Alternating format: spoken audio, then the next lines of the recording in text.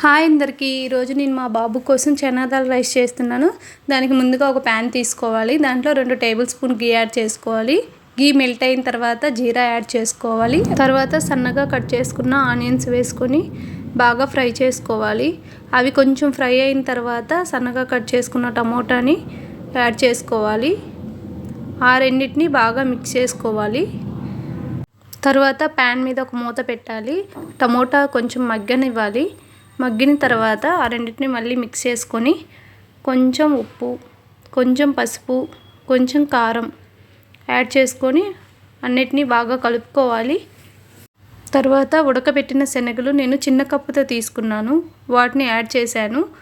ఆ రెండింటిని మిక్స్ చేసుకున్న తర్వాత బాయిల్ చేసిన రైస్ ఉంటుంది కదా, నేను ఒక చిన్న కప్పుతో తీసుకున్నాను. మా బాబుకు సరిపోయేంత అన్నం వేసిన తర్వాత ఉప్పు కారాలు బాగా కలిసేలాగా అన్నానికి కలుపుకోవాలి.